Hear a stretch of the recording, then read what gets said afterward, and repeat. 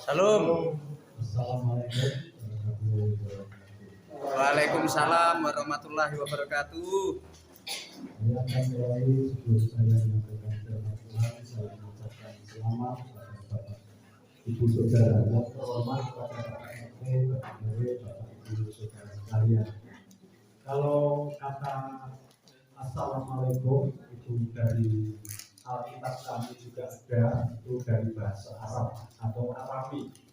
Yang lebih tua itu dari bahasa Aramaik, itu Assalamualaikum. Kalau dari bahasa agak baru lagi itu salam, itu artinya sama, cuma bahasanya yang berbeda. Nah, pada kesempatan ini saya ingin menyampaikan kebenaran yang berkaitan dengan hari Natal. Saya tidak fasih bahasa Jawa, Bapak Ibu, walaupun saya orang Jawa, tapi saya sebenarnya dibesarkan di Sumatera, jadi bahasa Jawa itu retak-retak. Siapa ya Bapak Ibu? Tadi Bapak Pendeta Petrus Karmiti sudah menyampaikan bahwa di tempat ini adalah satu daerah yang toleran, yang masih tinggi. Kita perlu hargai, terutama ini peranan dari termasuk bapak-bapak perangkat desa menjadikan daerah yang toleran. Saya sangat bersyukur berada di tempat ini, ditugaskan untuk melayani umat Kristen di tempat ini, baik dari organisasi Gereja Pantekosta di Indonesia maupun dari Depak Kabupaten Jawa Tengah. Ya. Kemarin juga mengeluarkan pembaharuan surat tugas bagi kami untuk dari Depak Jawa Tengah di tempat ini. Saya bersyukur kepada yang terhormat Bapak RT, Bapak RW, dan semua perangkat di tempat ini, juga seluruh Karang Taruna, Bapak Ibu, Saudara sekalian, sesepuh di dusun ini yang menerima umat Tuhan ini di tempat ini dengan baik dan menerima dengan ikhlas. Puji Tuhan. Pada saat ini, saudara, saya ingin menyampaikan berita tentang Natal, yang berkaitan tentang Natal. Kita akan ambil ayat yang terdapat di dalam kitab suci. Kita akan membaca di dalam kitab Injil Yohanes pasalnya yang pertama.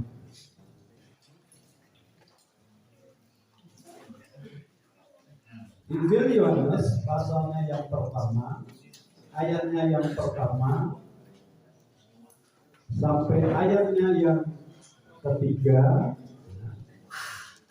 dan kita sambung ayatnya yang ke-14. Saya akan pelan-pelan supaya bisa dimengerti dengan baik.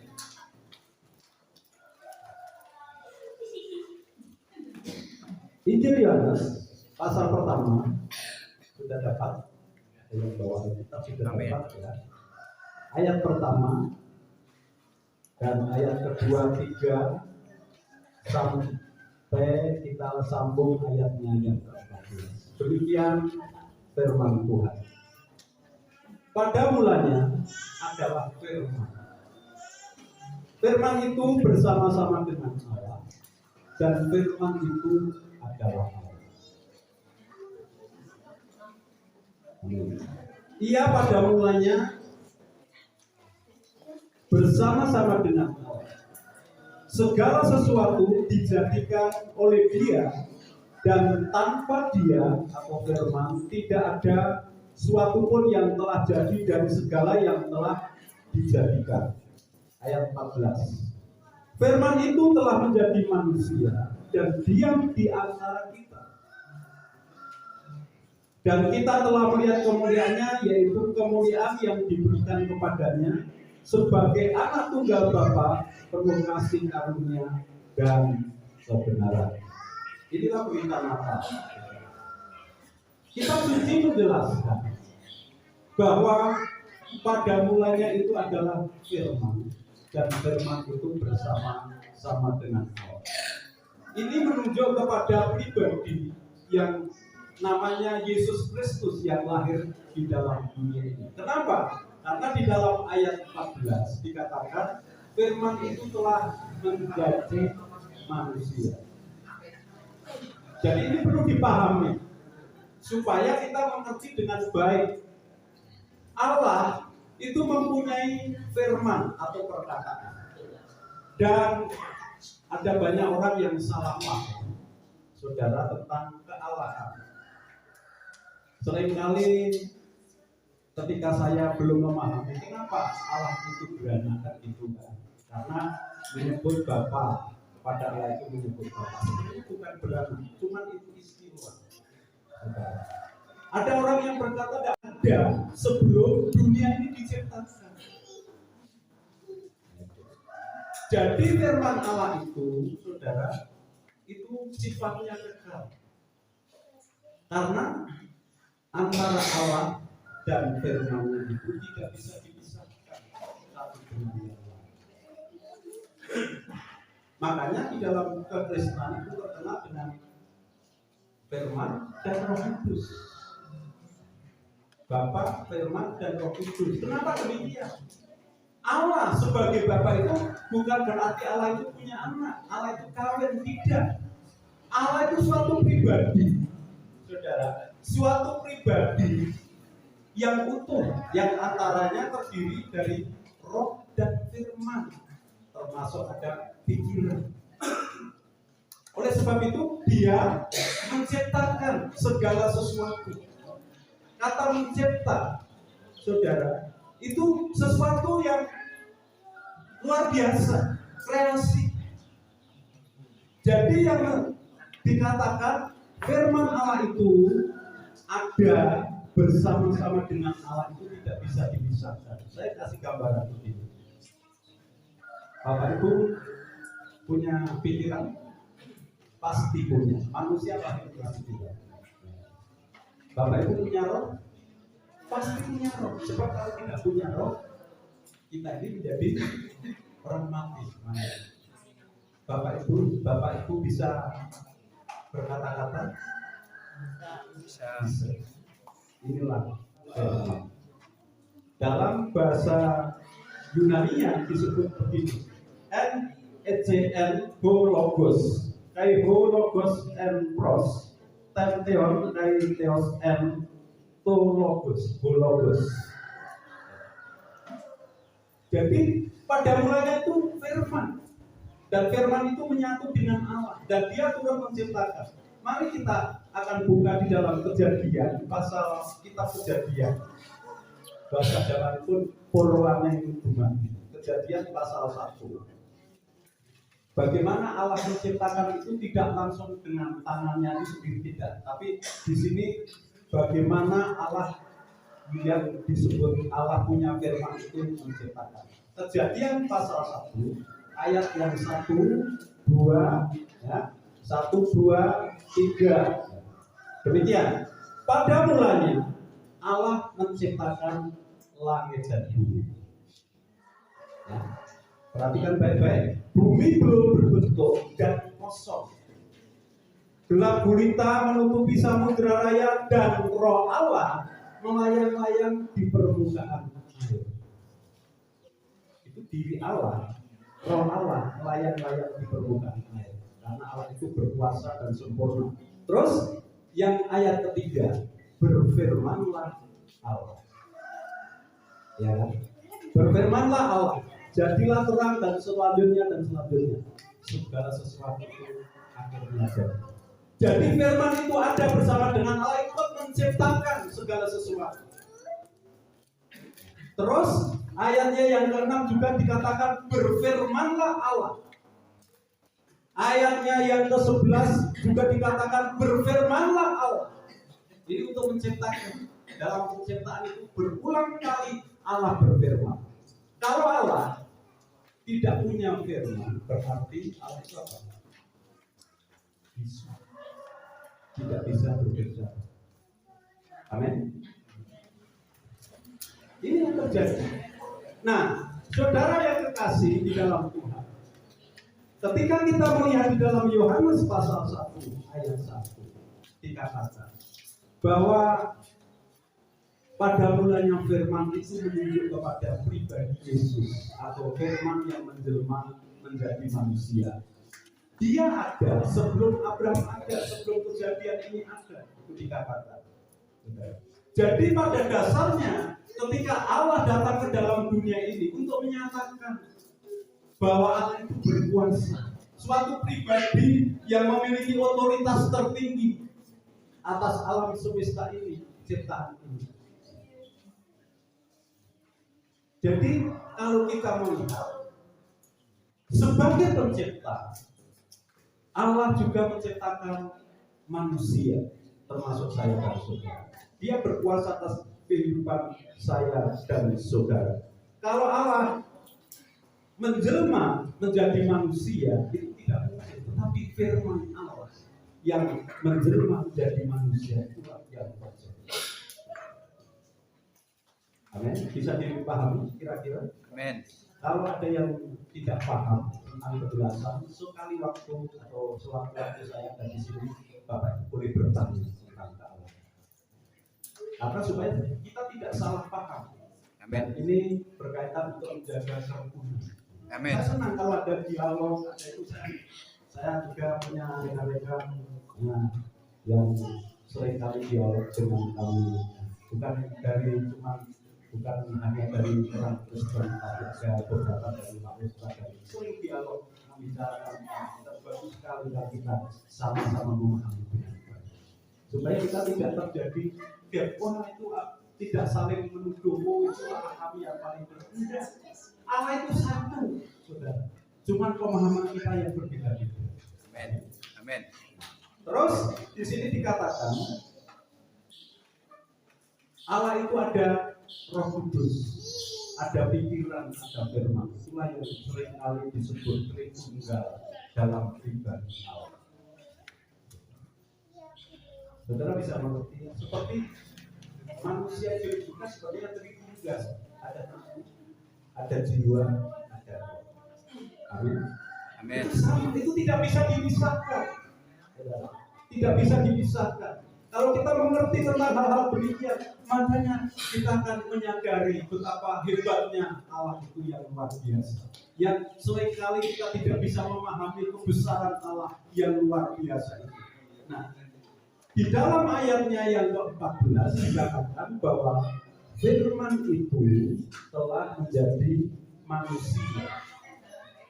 Itulah yang disebut Natal. Yesus lahir ke dalam diri. Apa sebabnya firman Allah harus menjelma menjadi manusia? Tentu ada tujuan. Ada yang bisa menjawab, bisa mengerti. Kenapa firman Allah harus menjelma menjadi manusia datang ke dalam diri? Jawabannya sederhana. Jawabannya karena Allah ingin menyelamatkan manusia yang berdosa. Karena dengan cara inilah, hanya dengan satu cara inilah manusia bisa terselamatkan dari dosa, bukan dengan cara yang lain. Ini yang menjadi masalah. Kalau Allah tidak jadi manusia, orang berdosa tetap berdosa. Tidak bisa melihat Allah. Saudara tahu manusia ketika jatuh di dalam dosa, manusia itu dalam keadaan dosa tidak bisa bertemu dengan Allah. Karena apa? Allah itu terlalu suci. Dalam kitab Perjanjian Lama dikatakan setiap orang yang menghadap Allah bertemu dengan Tuhan pasti mati. Pasti mati karena tidak tahan melihat kemuliaannya. Oleh sebab itu Allah punya cara bagaimana supaya hubungan manusia yang berdosa itu, yang sudah jatuh di dalam dosa, itu bisa bertemu kembali dengan Tuhan Allah yang hidup. Makanya supaya Allah bisa berbicara, inilah yang disebut penjelmaan firman Allah menjadi manusia. Kalau kita bertemu dengan manusia, saudara, tentunya walaupun manusia hebat di belakang, masih bisa tidak ngobrol-ngobrol, ketemu, bisa tidak? Tapi kalau ketemu dengan Tuhan Allah, wah melihat aja kita sudah kabur. Dalam kitab Kejadian dikatakan ketika Adam dan Hawa jatuh di dalam dosa, itu bersembunyi, saudara. Bersembunyi, mau ketemu dengan Allah itu bersembunyi, berbeda. Waktu dia belum jatuh dalam dosa bisa berkomunikasi dengan bebas, bisa ngobrol-ngobrol di Taman Eden, ya. Bisa berbicara dan sebagainya. Tetapi ketika dia melanggar kitab Tuhan, melanggar firman Tuhan, dia berdosa. Ketika dia berdosa akhirnya apa? Ketika Allah datang ke Taman Eden, apa yang diperbuat oleh Adam dan Hawa? Bersembunyi, takut bersembunyi. Tuhan Allah berkata, "Hei Adam, di mana engkau?" Dia sembunyi, tidak berani melihat. Nah, dalam keadaan demikian ini, Pak, maka Allah berpikir, ini ciptaanku. Ini ciptaanku. Ketika Allah menciptakan manusia, tidak ingin manusia yang diciptakan itu masuk neraka mendapat hukuman, tapi dia tetap sayang pada ciptaannya. Oleh sebab itu, di samping sayang, tetapi Allah juga tidak berani melanggar keadilannya yang dibuatnya sendiri. Dengan cara bagaimana? Apakah Tuhan Allah menurunkan agama? Oh, ini agama suku, agama apa ini diturunkan supaya manusia belajar tentang agama bisa bertemu dengan Allah? Tidak. Sebab kehidupan kita berurusan dengan Tuhan itu urusannya hubungan pribadi, bukan berbicara tentang agama. Agama bisa mengajarkan kita yang baik, memang itu yang diajarkan agama. Tetapi hubungan kita dengan Tuhan itu tidak bisa hanya lewat agama. Harus dipulihkan. Ya kan? Coba kalau Bapak Ibu punya anak, ini dengan memberi kelas sekali anaknya. Kita sing perlu dimulai apa? Hubungannya apa agama? Apa aja? Hubungannya itu. Dipulihkan dia hubungan itu kali Gusti itu dipulihkan. Niki tujuanipun Gusti Yesus lahir wonten ing alam donya. Firman dados manusia. Tujuanipun memulihkan hubungan kita niku dumateng Gusti. Hubungan kita ini supaya terpulih kembali dengan Allah. Oleh sebab itu di dalam kitab Matius pasal 1, saya akan masuk di dalam Matius pasal 1 ayat 21. Tolong kalau ada yang bisa membacakan. Matius pasal 1 ayat 21 sampai 23. Matius pasal 1 ayat 21 sampai 23. Ia akan melahirkan anak laki-laki dan engkau akan menamakan dia Yesus, karena dialah yang akan menyelamatkan umatnya dari dosa mereka. Hal itu terjadi supaya genaplah yang difirmankan Tuhan oleh Nabi. Sesungguhnya anak darah itu akan mengandung dan melahirkan seorang anak laki-laki, dan mereka akan menamakan dia Immanuel, yang berarti Allah menyertai kita. Amin. Amin. Di sini berita Natal, kelahiran Yesus. Yesus lahir ke dalam dunia ini dengan satu cara, memakai seorang perawan, karena dia akan lahir sebagai manusia. Tidak mungkin akan memakai binatang, karena yang akan diselamatkan manusia. Itu wujud dari kemahakuasaan Allah. Kenapa? Di sini dikatakan bahwa Yesus lahir dari seorang perawan yang bernama Maria. Jadi kelahiran Yesus itu sebagai firman yang menjelma menjadi manusia yang dipakai, yaitu yang dipakai alatnya yaitu seorang manusia. Jadi kelahiran Yesus itu bukan hasil istilahnya perselingkuhan, bukan. hasil dari hubungan suami istri itu bukan. Tetapi di sini jelas dikandung oleh Roh Kudus. Jadi bukan hasil seorang dari benih seorang laki-laki, tidak.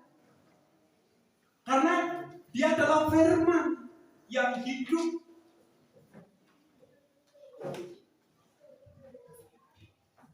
Ini tujuan Yesus. Kelahiran Yesus itu adalah kelahiran yang luar biasa. Kejadian satu-satunya manusia yang dilahirkan tanpa bapak. Setelah lahir di dalam dunia itu disebut apa di sini? Immanuel. Artinya apa? Allah beserta kita. Firman yang menjadi manusia itu bisa bersama-sama dengan kita, bisa berkomunikasi, mengungkapkan itu. Coba kalau Allah masih tetap itu mumet ini manusia. Ini yang terjadi. Nah, setelah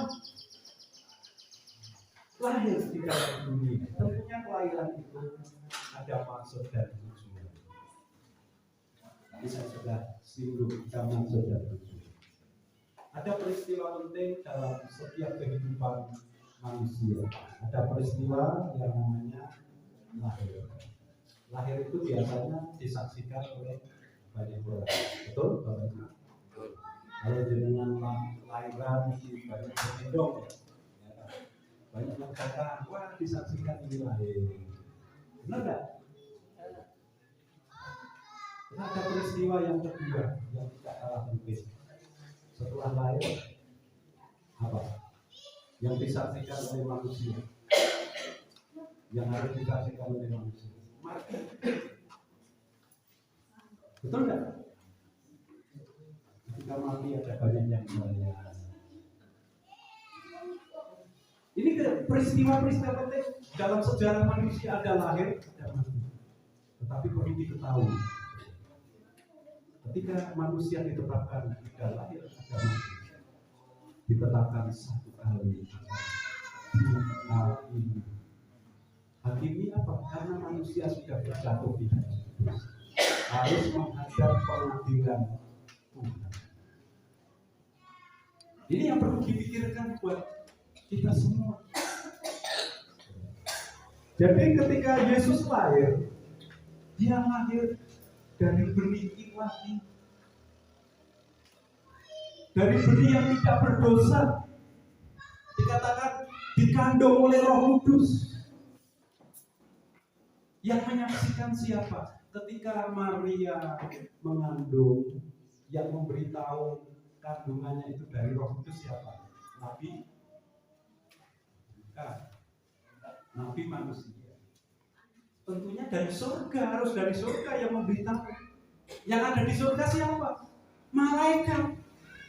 Ada di dalam kitab Lukas pasal 1 ayat 26 sampai 31 itu.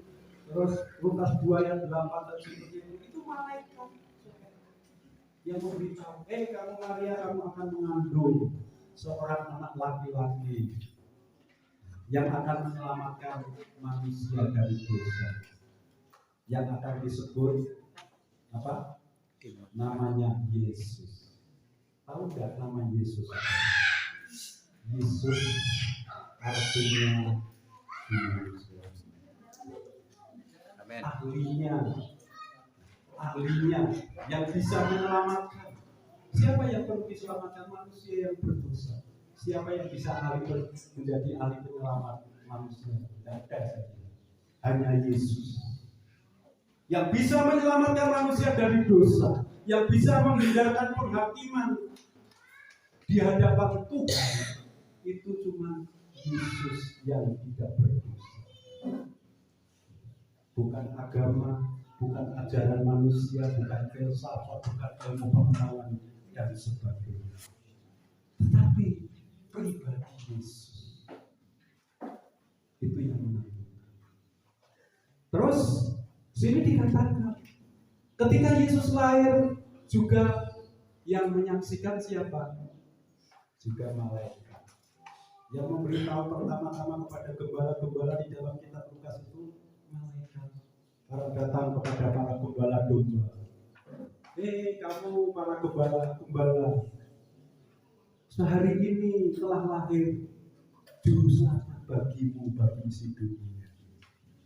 Namanya aja juru selamat. Di dalam kitab Matius dikatakan Immanuel, yang bisa berkomunikasi dengan manusia. Kalau di dalam kitab Lukas dikatakan Yesus atau juru selamat dunia yang bisa menyelamatkan dari dosa. Itu intinya berita Natal. Oleh sebab itu berita Natal merupakan berita kabar baik bagi seluruh bangsa, bagi seluruh umat manusia yang merasa dirinya berdosa. Itu perlu juru selamat. Yang dibutuhkan oleh manusia itu adalah seorang juru selamat supaya kita ketika kita nanti menghadap pengadilan Tuhan, kita bisa berkata, Tuhan, saya percaya kepada kita masuk di dalam surga. Saya pikir setiap orang, setiap manusia tidak ada yang ingin ketika nanti meninggal dunia ini masuk neraka.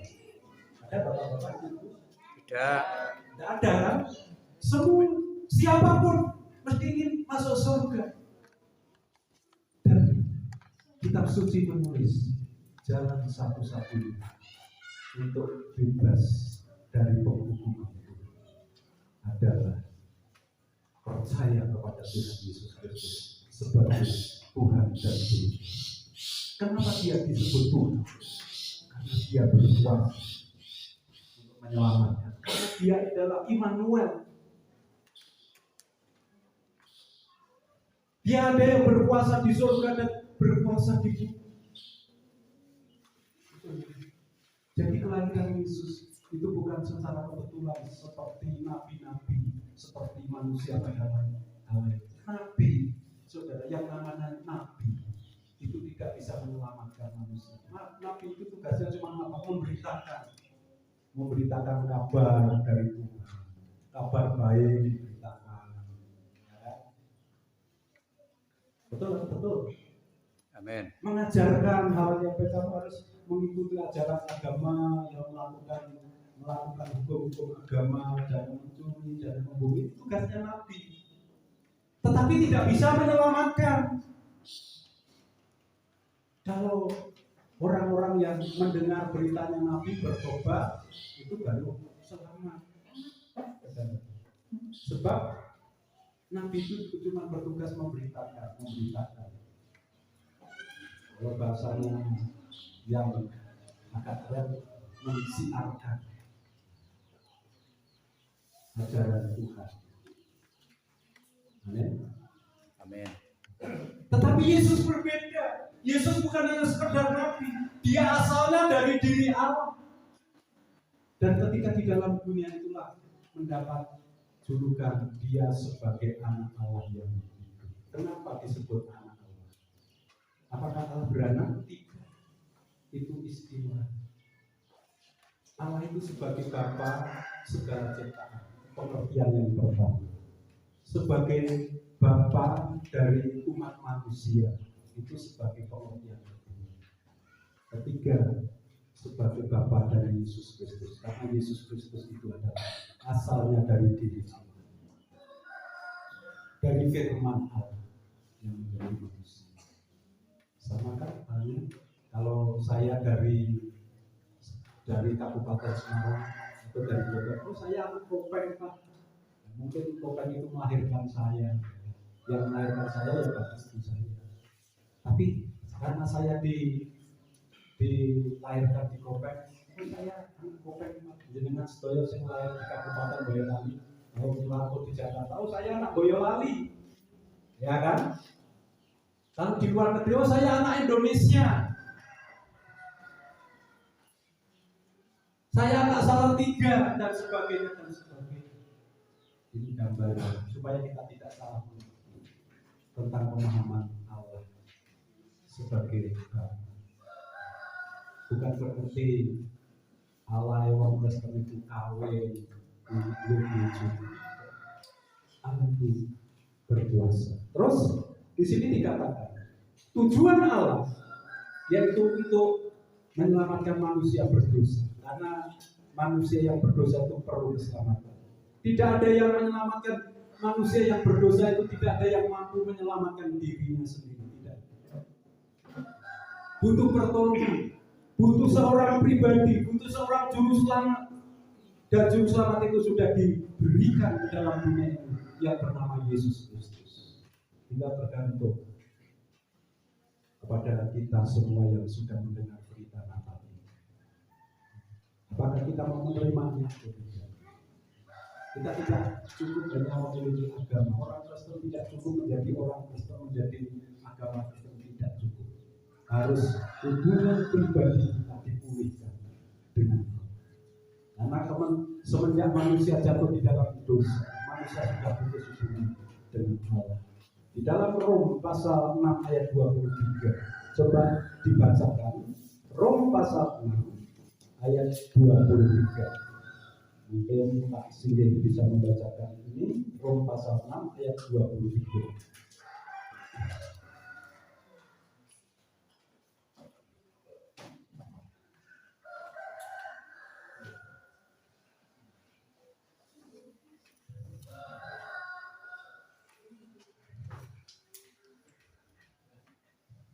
Rom pasal 6 ayat 23. Kita Roma pasal 6 ayat 23. Awet dikuwase dosa iku pati.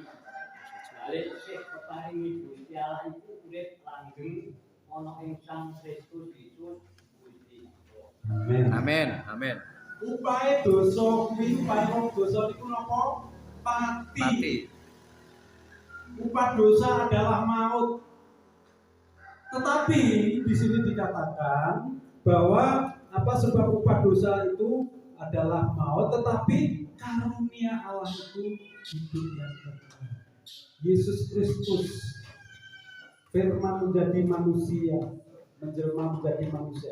Itu karunia Allah yang bisa memberikan hidup yang kekal, yang bisa membawa kita masuk ke dalam kerajaan surga, yang bisa memulihkan hidup saya dan saudara. Manusia yang berdosa cenderung memiliki masalah. Banyak persoalan-persoalan yang kita alami, tetapi percayalah, kalau kita kembali kepada Tuhan Yesus, Dia ahlinya, Dia juru selamat. Di dunia ini agama apapun boleh, tetapi untuk memiliki hidup yang kekal, kitab suci hanya menulis hanya satu, yaitu keselamatan hanya di dalam Yesus Kristus. Sebab upah dosa ialah maut, tetapi karunia Allah ialah hidup yang kekal dalam Yesus Kristus. Kitab suci itu jelas, dan kitab suci ditulis dengan rangkaian sejarah yang tidak pernah terputus. Mulai dari awal penciptaan manusia,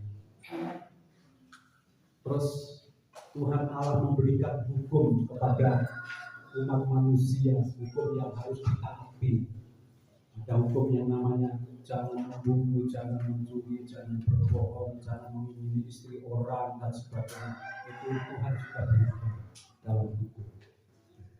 Ketika manusia melanggar hukum, manusia menjadi mati, berdosa. Dan ketika berdosa, manusia menjadi rusak. Perkembangan manusia dalam sejarah menjadi rusak. Dan ketika rusak, hanya satu yang bisa memperbaiki. Ketika ada kehadiran Sang Juru Selamat, yaitu Tuhan Yesus. Kitab suci menulis dari surga sampai neraka ditulis. Dari dulu dan sampai yang akan datang sudah ditulis di dalam kitab suci. Sejarah paling besar di dalam kitab suci menulis sejarah manusia yang berkesinambungan, mulai dari para nabi-nabi, mulai dari sampai kepada rasul-rasul, sampai kepada hidup yang akan datang, itu sudah ditulis di dalam kitab suci. Oleh sebab itu, mari kita merenung. Saya ingin supaya hari Natal ini menjadi hari yang bahagia, karena Natal ini merupakan hadiah dari Tuhan. Hadiah apa? Hadiah keselamatan. buat saya dan saudara. Namanya aja kasih karunia Allah, pemberian Allah dengan cuma-cuma. Saya dan saudara tidak perlu bayar, sebab kalau bayar saya dan saudara tidak mampu. Yang bayar siapa? Allah sendiri. Dibayar dengan darah dan sudah lunas ketika Yesus datang ke dalam dunia. Tujuan Yesus bukan hanya untuk lahir di dalam dunia. Kalau Yesus untuk lahir di dalam dunia bisa menjadi raja di dunia ini, tetapi dia adalah raja atas semesta alam yang berkuasa di dunia dan berkuasa di surga. Makanya Yesus itu bukan sesuatu manusia yang biasa, bukan manusia yang biasa, tetapi memang Yesus Kristus itu dilahirkan sebagai manusia. Artinya firman Allah itu menjadi manusia 100%, bukan manusia jadi-jadian. Dan dia juga Allah 100%. Ketika Yesus lahir di dalam dunia, dia bertujuan untuk mati di atas kayu salib untuk menggantikan dosa saya dan saudara. Itulah hukuman yang paling berat yang ditanggung oleh Yesus, menanggung dosa saya dan saudara umat manusia yang berdosa. Ini tujuan. Jadi ada rangkaian sejarah yang perlu kita cermati.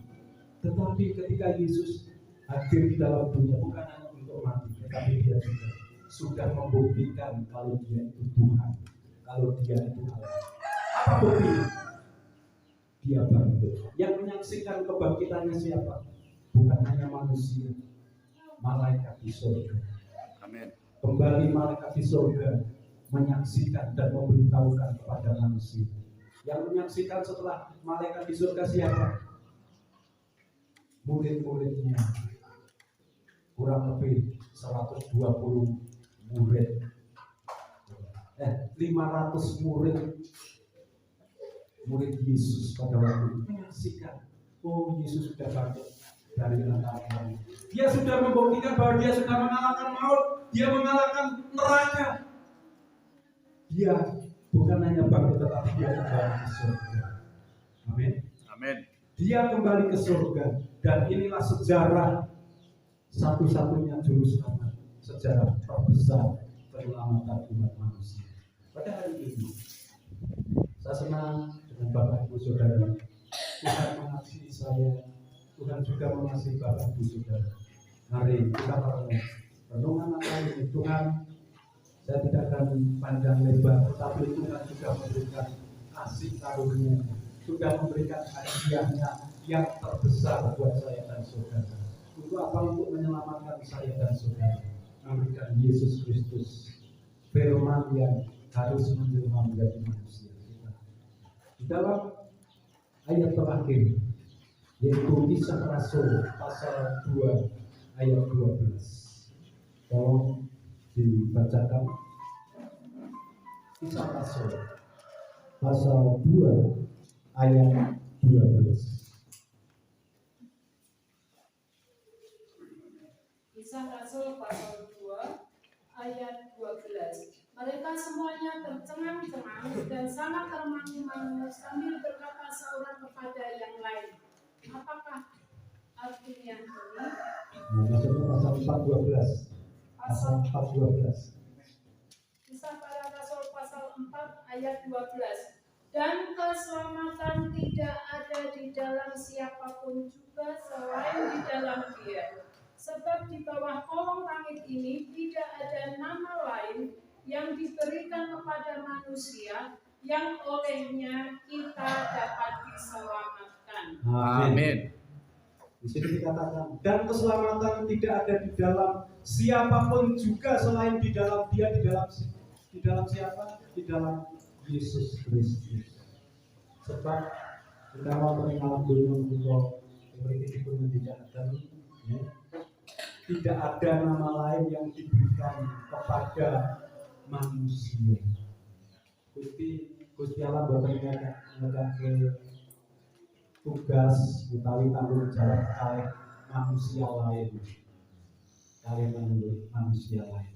Hanya satu jalannya, yaitu Yesus Kristus. Tuhan memberkati, saya tidak akan lebar. Mari kita akan kita satu pujian ini.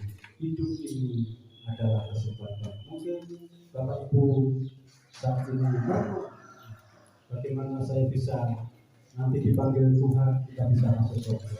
Firman Tuhan juga menjelaskan ada kasih karunia Tuhan buat Bapak Ibu surga. Hidup Ini adalah kesempatan hidup ini untuk melayani Tuhan.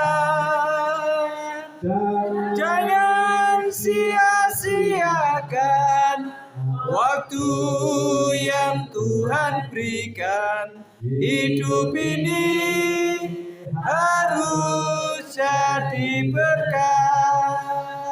Oh Tuhan, pakailah hidupku Selagi aku masih kuat, bila saatnya nanti ku tak berdaya lagi, hidup ini sudah jadi berkat. Bapak Ibu Saudara yang dikasihi, waktu masih diberikan kesempatan.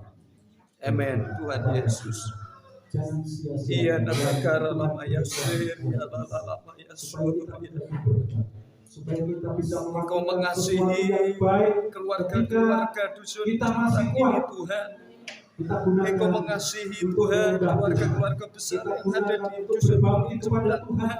Kita gunakan Engkau untuk kita memberkati diserahkan. untuk pimpinan-pimpinan yang ada di dusun tentang Tuhan, untuk Pak Kadus, untuk Pak RW, untuk Pak Terima RT, kasih Yesus. untuk kepala Bapak yang rumah baik. tangga Tuhan Yesus, untuk dusun Pada saat tentang ini ini Tuhan Yesus. kami mengucap Iya, syukur.